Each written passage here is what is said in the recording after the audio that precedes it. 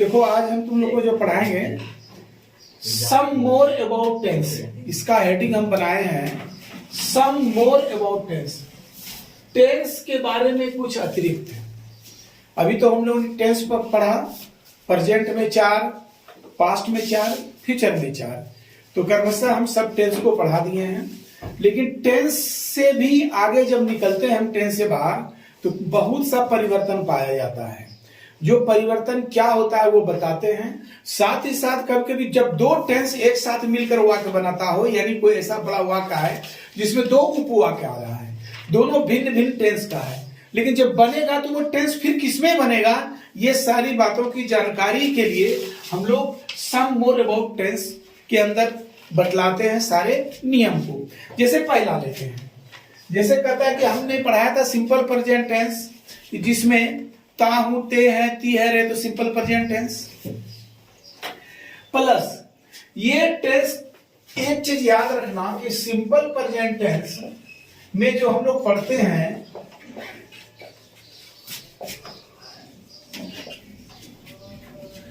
इसकी तो पहचान हमने बताया था कि ता हूं, ते हैं, ती है, यही रहता है।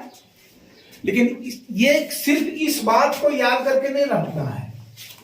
कभी कभी ऐसा होता है कि लगता है कि ता है, लेकिन वो सिंपल प्रेजेंट नहीं है। जैसे कह दिया जाए गाय एक पालतू जानवर, जैसे बोले था ना, जब पहचान होता है सिंपल प्रेजेंट टेंस का, ता होते हैं। लेकिन एक उदाहरण जैसे हम लेते हैं कि कुत्ता एक पालतू जानवर होता है, ता है, ये ता है, तो ऐसा नहीं समझना है कि ये V1 V5 की तरह चलेगा, है सिंपल प्रेजेंट टेंस ही, क्योंकि अकेला अगर है तो सिंपल प्रेजेंट टेंस है। तो यहां होगा the dog is a pet dog, the dog is a pet animal. यहां पर ये इज होता है, मैं यही इज हो गया V1, है ना, V1 V5 जिसे करते हैं। तो V1 V5, तो हम लोग क्या करते हैं कि V1 और V5 में बहुत कम का अंतर होता है। जैसे आई है तो एम हो गया, ही है, सी इट है तो इज हो गया। तो the dog is a pet animal, the dog is a pet animal, ये पालतू जानवर है। तो ये जो देख रहे हैं हम आपको कि यहां ता हूं शब्द का ही प्रयोग है, तो सिंपल प्रेजेंट टेंस का ही नियम के अंदर आता है। दरअसल में बना भी वही, क्योंकि अकेला इज भी है तो सिंपल प्रेजेंट टेंस है, अकेला इज भी है तो सिंपल प्रेजेंट टेंस है। इस तरह से ये सिंपल प्रेजेंट टेंस का प्रयोग करते हैं। साथ ही साथ याद रखिएगा कि जैसे हम लोग पढ़ते हैं ना V1 V2 V3 V4 V5, तो V1 में अगर हम मान ले B मान के चले, तो ये B का ही अर्थ होता है एम, इज, आर। ये B का ही तात्पर्य है कि B, इसके बाद V2 होता है वाज या वेयर, वाज या वेयर। अब V3 होता है बिन, V4 होता है बीइंग। अब बोलिए कि V5 क्या होगा, तो V5 में सब्जेक्ट क्या चुनते हैं, ही, सी, इट, तो ये इज हो गया। तो यहां अगर V1 की बात करें तो यहां पर V1 इज को लेके नहीं चलेंगे हम, क्योंकि आई के साथ V1 लगता है, हम जान रहे हैं, वी, यू, दे के साथ V1, इसलिए इसको और इसको हम लोग V1 मानेंगे, इसको हम लोग V5 की तरह प्रयोग करते हैं। इसीलिए यहां पर इज में V5 इज का प्रयोग करते हैं। अकेला अगर कह दिया जाए कि she is fine, she is fine, तो इसमें बोले कि इज दिया हुआ कौन टेंस है, याद रखिएगा इसको सिंपल प्रेजेंट टेंस ही मान के चलेंगे, ठीक है ना। कोई भी वाक्य तो टेंस के अंतर्गत ही आता है।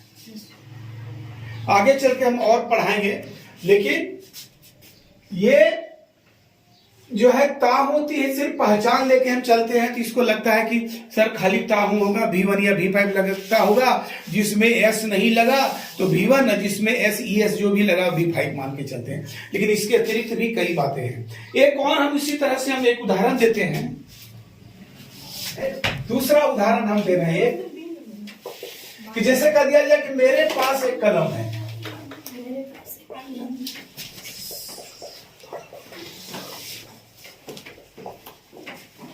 या हम लिख सकते हैं मैं एक कलम रखता हूं।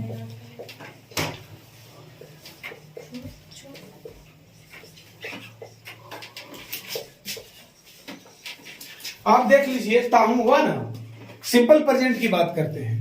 या मेरे पास एक कलम, ये भी सिंपल प्रेजेंट टेंस को ही बतलाता है सर, जबकि पास रखता हूं, इसके जगह हम लोग हैव का प्रयोग या हैज का प्रयोग करते हैं।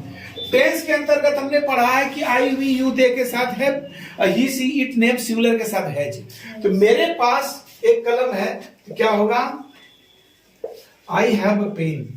याद रखिए, सिंपल प्रेजेंट टेंस में हुआ सर। यही चीज मेरे पास एक कलम है या रखता हूं, ये सेम चीज है, तो यहां सिंपल प्रेजेंट टेंस के तरह प्रयोग हुआ, और ये V1 मान के चलते हैं। जबकि आप कंफ्यूज ना करें कि प्रेजेंट परफेक्ट टेंस में पढ़ा है तो हैज हैव का प्रयोग हेल्पिंग वर्ब वर्ब 3 के साथ। जैसे आई हैव टेकन टी, वहां हैव देखे थे, वहां वो हेल्पिंग वर्ब था, लेकिन ये मेन वर्ब है सर, ये V1 है, ये सिंपल प्रेजेंट में। मैं अब सिंपल प्रेजेंट टेंस का बात कर रहा हूं, क्योंकि सम मोर अबाउट टेंस में टेंस के बाहर भी जो पहचान के दायरे में या टेंस के दायरे में नहीं रहकर बाहर से भी हम उसको सिंपल प्रेजेंट टेंस मानते हैं, उसी की चर्चा कर रहे हैं। तो जैसे होता है कि मेरे पास एक कलम है, या अगर कह दिया जाए उसके पास एक कार है, तो ही हैज अ कार, तो ये V5 हुआ सर, चूंकि ही के साथ V5 लगता है। दोनों सिंपल प्रेजेंट टेंस को बताता है। चूंकि हम सिंपल प्रेजेंट क्या बताए थे कि इसकी हेल्पिंग वर्ब साइलेंट रहता है, अगर V1 है तो डू साइलेंट, V5 है तो डज साइलेंट। तो यहां पर क्या साइलेंट है? डू। अगर कह दिया जाए कि मेरे पास कलम नहीं है या मैं कलम नहीं रखता हूं, I don't have a pen, या कह दिया जाए उसके पास एक कार है, उसके पास कार नहीं है, तो ही डजंट या does not have a car, फिर डज लगा तो ये हैव में बदल जाएगा, क्योंकि V5 V1 में बदल जाता है। हम पढ़े टेंस में कि जब भी डज लगने से जो V5 है V1 में चेंज हो जाता है। तो ये V5 मान के चले हैं, तो उसके पास कलम नहीं है या कार नहीं है या वह कार नहीं रखता है, he does not have, he does not have या डजंट हैव करते हैं। तो ये इस तरह से भी जानिए कि ये सिंपल प्रेजेंट टेंस में ही आता है। अब चलिए हम दूसरे टेंस की चर्चा करते हैं। इसे हम लेते हैं simple past tense. Simple past tense. Simple past tense की क्या पहचान है? कि इसकी पहचान तो हम बताए थे कि इसकी पहचान होता है या, ये ही, या सिर्फ, चुका, चुके, चुकी, ये ना था जी। लेकिन याद रखिएगा इसके साथ ये भी ता था भी रहेगा, तो सिंपल प्रेजेंट टेंस में ही होगा। ता था, क्योंकि ता हूं सिंपल प्रेजेंट, तो ता था सिंपल पास्ट, है ना। जैसे कह दिया जाए कि वह स्कूल जाता था, वह स्कूल जाता था, ये पास्ट टेंस की बात है। जाता था, अभी नहीं जा रहा है, लेकिन पहले जाता था। तो ही वेंट टू स्कूल। ऐसे आगे चलकर बढ़ेंगे तो इसका एक चीज और होता है कि इसको स्कूल जाता था तो 1-2 दिन नहीं, लगातार जा रहा था, तो कभी कभी इसका प्रयोग हम लोग यूज टू का प्रयोग भी करते हैं। क्या करते हैं? Use to. यूज टू किसका प्रयोग करते हैं? यूज टू का। जैसे यहां यूज टू गो, ये प्रयोग हम यहां इसके जगह पर कर सकते हैं, या ऐसे लिखे कि use to go to school, वह स्कूल जाता था यानी जाया करता था, इस सेंस में ये वाक्य बनेगा। ठीक है, तो यहां इस तरह से भी वाक्य बनता है सर, लेकिन यहां भी यूज टू भी टू हो गया, क्योंकि वह स्कूल जाता था, ये नियमित काम कर रहा था पहले।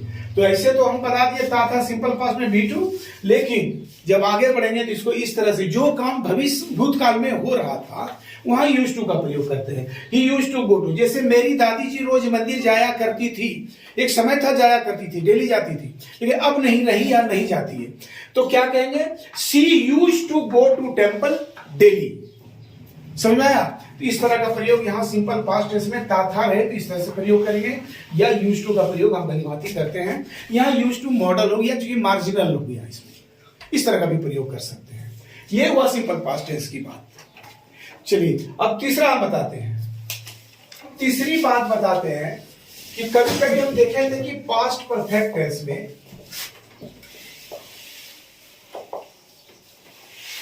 पास्ट परफेक्ट टेंस की बात करते हैं, इसमें जो पहचान देखे थे, चुका था।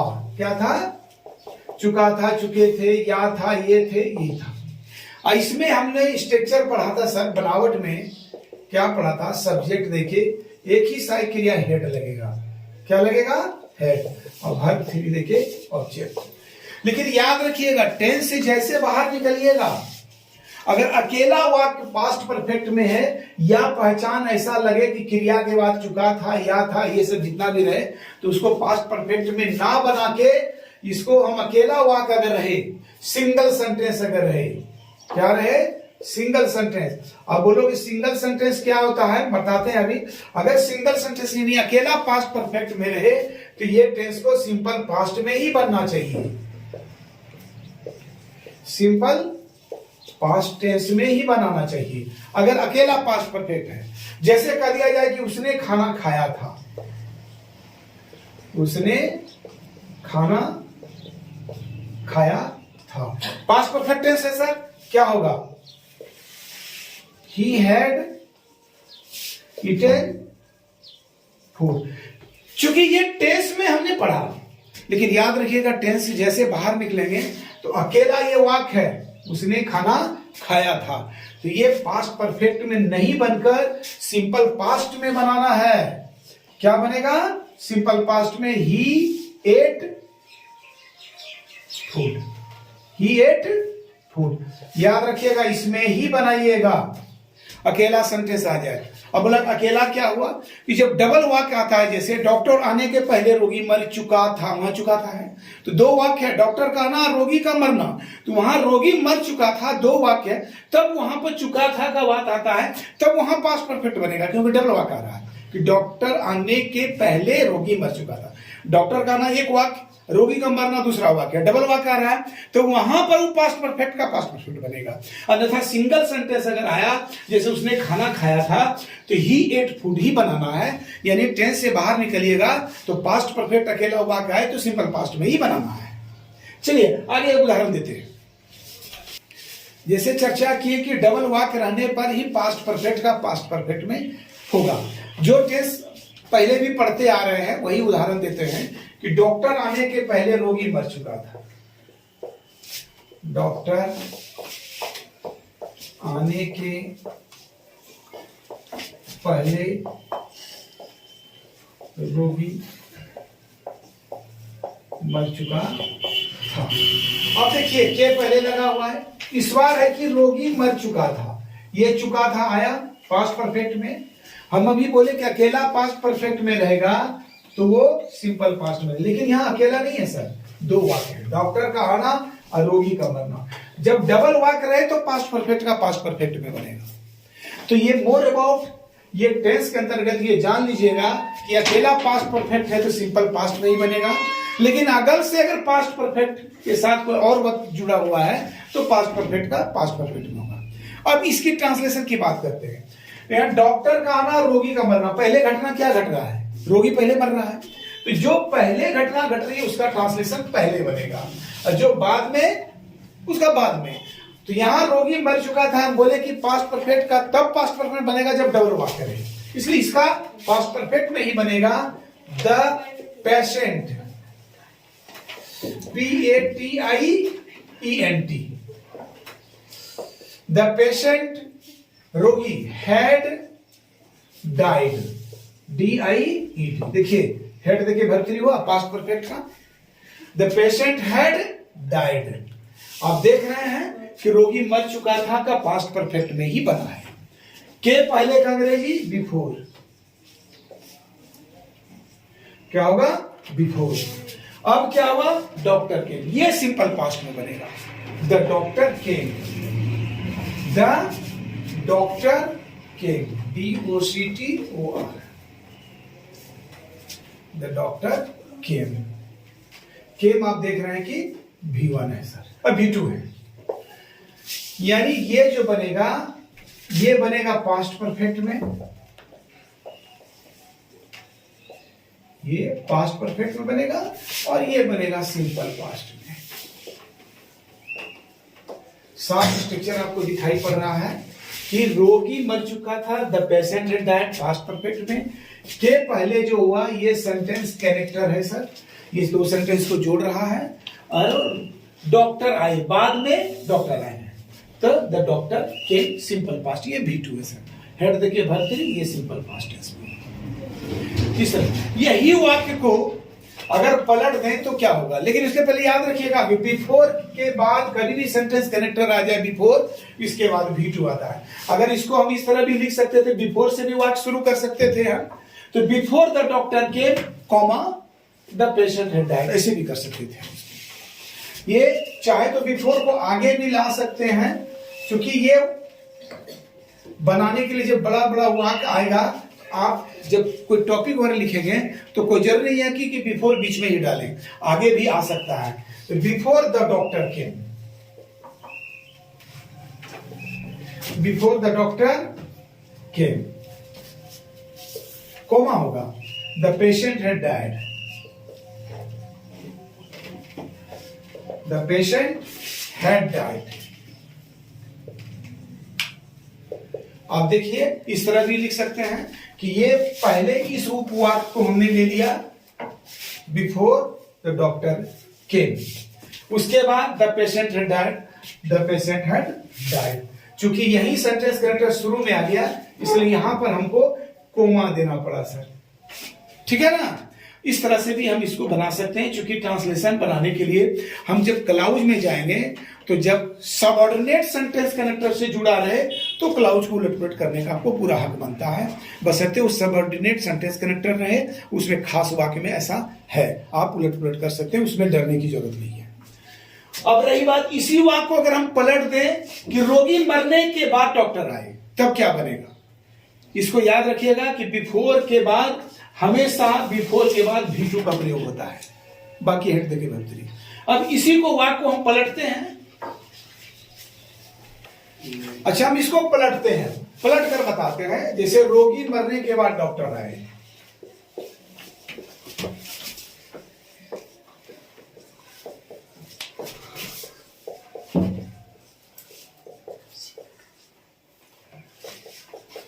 ऐसे तो डॉक्टर का चिकित्सक होता है, लेकिन अधिकतर लोग डॉक्टर का के ही जानता है, इसलिए हम डॉक्टर लिख रहे हैं, ठीक है। अब देखिए, हम के पहले की जगह के बाद बताएं, लेकिन ये उपवाक्य बदल जाता है, डॉक्टर इधर आना और रोगी का होना पहले हो गया। तो अगर पलटा है तो ट्रांसलेशन भी पलटेगा, जैसे होता the patient had died before the doctor केम, इसलिए अब आ जाएगा द डॉक्टर केम। हिंदी में उपवाक्य बदला है, जिसमें बदलेगा डॉक्टर के, यहां क्या हो जाएगा, के बाद के लिए आफ्टर, और फिर रोगी द पेशेंट,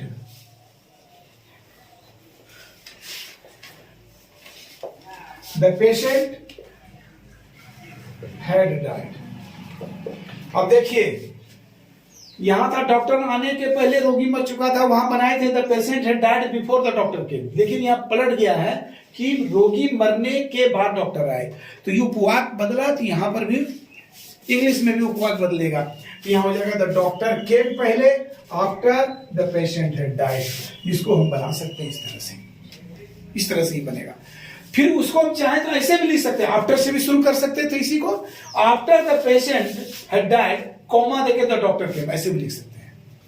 क्योंकि ये सबऑर्डिनेट सेंटेंस कनेक्टर है, और सबऑर्डिनेट सेंटेंस कनेक्टर में आप उपवाक्य को लेकर पलट सकते हैं।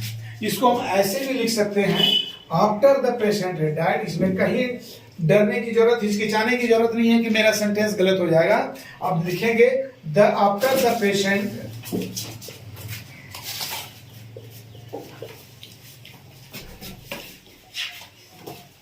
had died, comma, the doctor came. The doctor came. आप इस तरह से भी बना सकते हैं इसी बात को।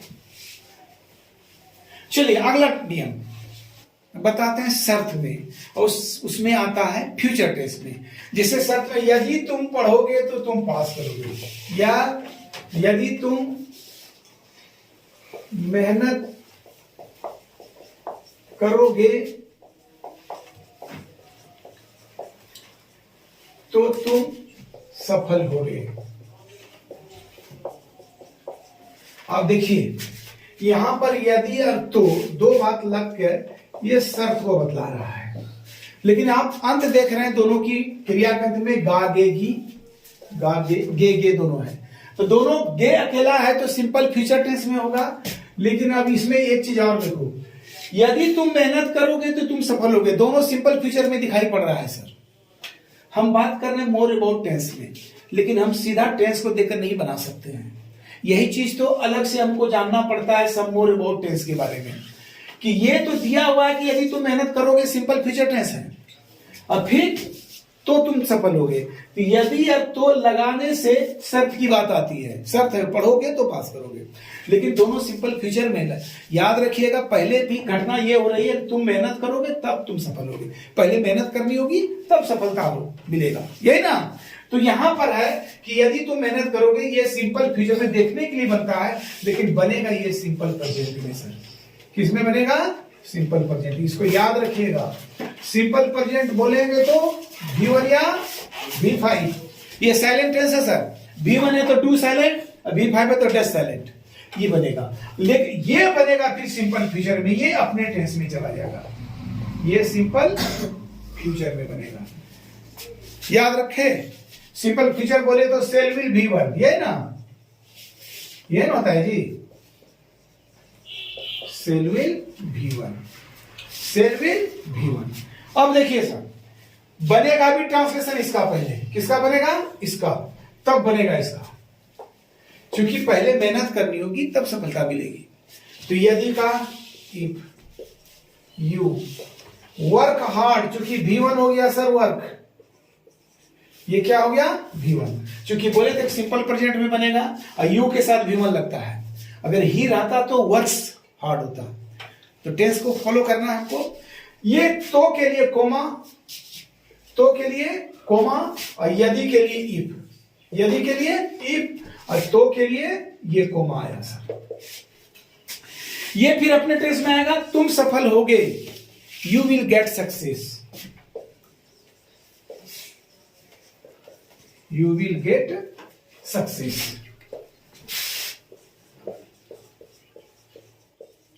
समझ आई ये टेंस है? तो सर देखने में लगता है कि दोनों सिंपल फ्यूचर में है, चूंकि गाली, लेकिन जब शर्त की बात आ जाए इस तरह से यदि तो से जुड़ा हो, तो पहले जो घटना घटती है उसको पहले ट्रांसलेट करना है, और वो बनता है यहाँ गागेग में सिंपल प्रेजेंट में। सिंपल प्रेजेंट ऑलरेडी हमने पढ़ा दिया है कि सिंपल प्रेजेंट इसका वर्ब V1 या V5 होता है, इसकी हेल्पिंग वर्ब साइलेंट रहती है, जिसका डू और डज होता है। अगर V1 है तो डू साइलेंट है, V5 तो डज है। तो यहाँ पर यू है इसलिए V1 लगा, और ये simple future cell will V1, तो यू विल गेट हो गया V1, गेट सक्सेस। समझ आई? इस तरह की सेंटेंस अगर बनाते हैं तो ऐसा हमारा बनता है। फिर आगे बढ़ते हैं। अच्छा, इसका नेगेटिव करके हम बताते हैं। नेगेटिव भी जान लीजिए, अगर वाक्य रहता है यदि तुम मेहनत नहीं करोगे तो तुम सफल नहीं होगे, तो नेगेटिव या टेंस के अनुसार चलेगा, if you don't work hard या डू नॉट वर्क हार्ड। चूंकि सिंपल प्रेजेंट में चल रहा है, V1 है, इसलिए होगा if you don't work hard you will not get success. समझाई? तो यहां पर डोंट होगा। अगर वही ही रहता, सी रहता, कोई नाम रहता, जैसे यदि वह मेहनत नहीं करेगा तो वह सफल नहीं होगा, तो इफ ही डजंट या does not work hard he will not get success, tense के अनुसार चलेगा। इस तरह से ये नेगेटिव भी बनेगा।